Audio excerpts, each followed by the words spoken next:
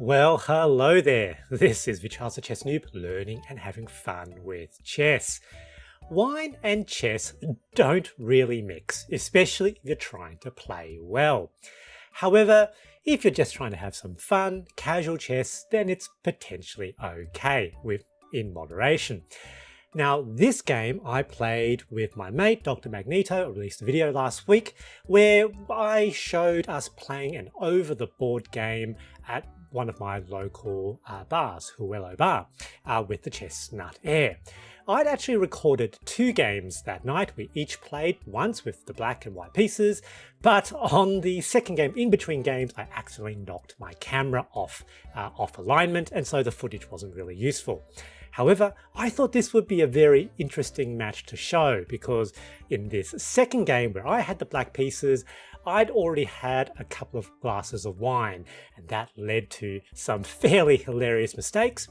However, this game also potentially shows an approach of trying to come back when you've made some fairly serious errors in the opening. Let's go take a look. Now, I've got the black pieces, as I said, and my mate leads with the Queen's Pawn opening. He's a man of culture. And usually, for those of you who follow my channel will know that I like playing the Englund Gambit. Now, for the book I'm writing at the moment, I've just done a bit of research looking at the Budapest Gambit. So in this game, I thought, well, let's give that a go potentially. And so that starts with knight to f6, the Indian game. And basically, if white plays a Queen's Gambit type move with c4, then we play e5. However, my mate decided to develop their knight. And here I thought, look, I'm not really sure what to do because I don't usually play this opening. So I thought, let's just play e5 anyway. You know, what is there to lose? Let's see what happens. Now, this is apparently known as the Maddigan Gambit. And the idea is I'm hoping is they'll capture and then I can play a very Budapest Gambit-like move. This is kind of a bit like the Budapest Gambit, just worse, basically. However, my mate decided to decline the gambit with d5. And you can see this now actually advantages white a little bit. Taking is in fact best. So in this position, I decided to play immediately aggro c6. And what I want is captures. However, white in this game decided to play in quite a conservative way. And so they decided to just defend that pawn. You know, it's already defended twice over. They're going to defend it once again with e4. So I thought that's interesting. Look, let's develop the bishop. That looks fine. And now they develop their bishop to g5, pinning the knight to the queen. Now, at this point, I already had a couple of glasses of wine, 2 very nice glasses of Pinot Noir. Hadn't had the third yet. I think I'd ordered the third glass. And I was a bit tipsy. And here, for some reason, I thought, oh, looks like I've got a potential unpinning move winning that bishop. And so before really calculating it through and doing a sanity check, I immediately just went, yep, let's do it. Bishop captures the pawn on f2. Now, if it works, it's a brilliancy, but this doesn't work because after the king captures, I thought, yep, knight now jumps with check. And only at this point, I realized, oh, wait a minute. It doesn't work in this particular position because the g4 square is defended by the queen. So effectively, all I've done is blundered 2 pieces. So they take, and here, you know, a sensible person might think, well, might as well just resign. However, I knew that I was a little bit better at chess than my mate. So I thought, look, let's just play on. I'll assume that this is like playing with a handicap. And let's see whether or not I can pull it back. And there is a degree of a challenge in the intellectual, intellectual game of trying to pull back from a losing position and potentially even to get ahead. So here, f6 blocking, and of course the bishop is going to move out of the way. All right. And I have to admit, making those couple of blunders at this point, it did sort of sober me up a little bit. I thought, better play carefully, better think carefully, and let's see what I've got. Let's take stock of what we've got. So obviously I'm losing. So white still has all their pieces. So they've got 7 pieces. I've lost 2. So I've only got 5 pieces left. So white is completely winning. And you can see Stockfish says, yep, white is completely winning. But what possibilities have I got? Now, firstly, the king is exposed. White's king is exposed. They got dragged onto the f-file, so they won't be able to castle. And so they're potentially exposed on the f-file, and they're also quite exposed along the dark squares. And here I notice I do have a queen here with check, so that's something.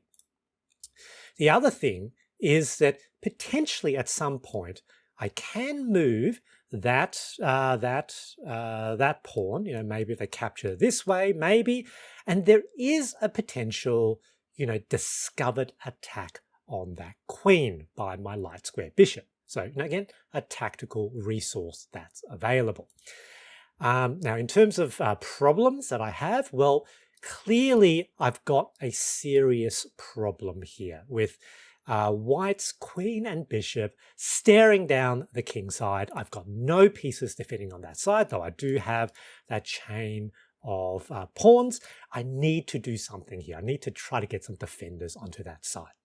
So after looking at this position for a while, and I did look for a while, I found what I think was a very flamboyant, a very romantic, very cool maneuver. Firstly, it allows me to rotate my queen over to the king side by flying all over the board. Queen first with check.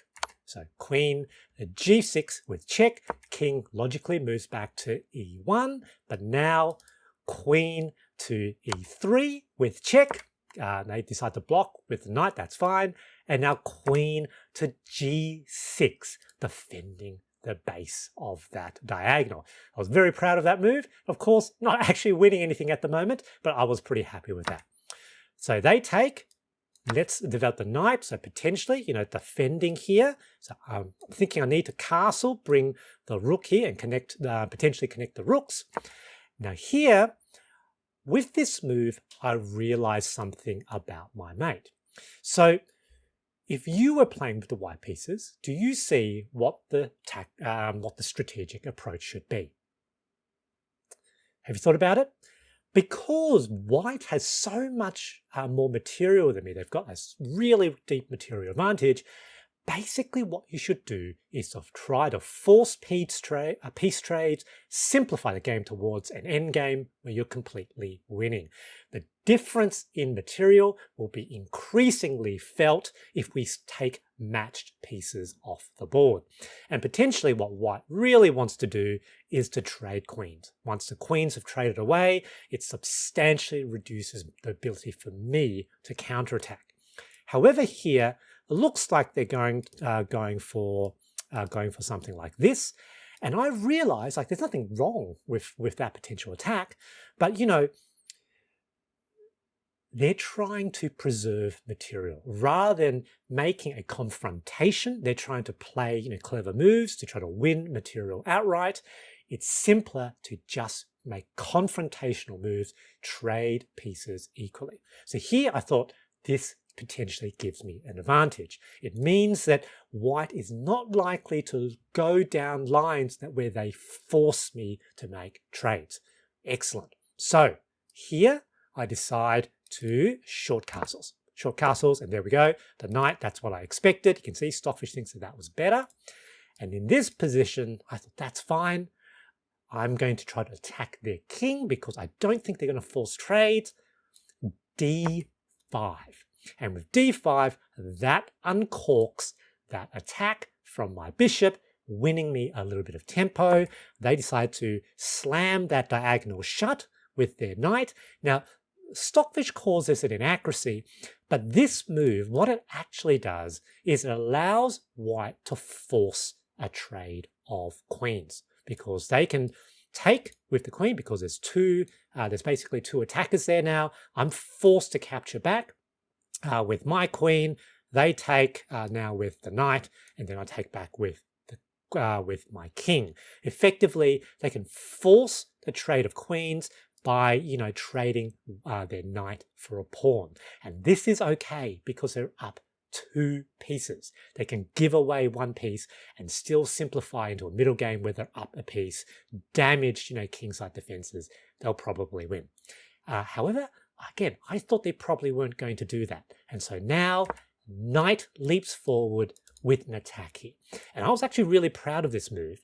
And here, this move, the more you look at it, the greater depth there is with that attack. So here, there's an obvious sort of check with an absolute fork.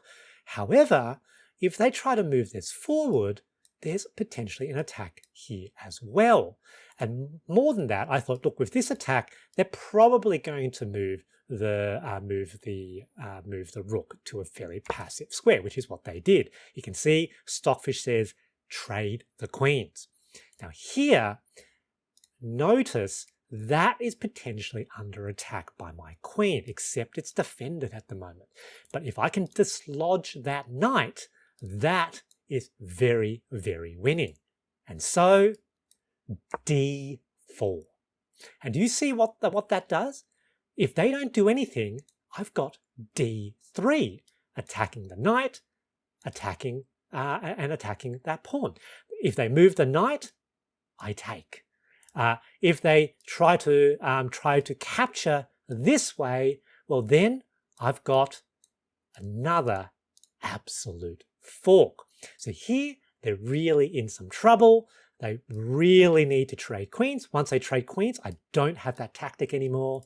But against all this pressure, my mate with the white pieces cracks and decides to move their rook a second time, thinking they had to defend the d-file. So rook d1, it's a blunder.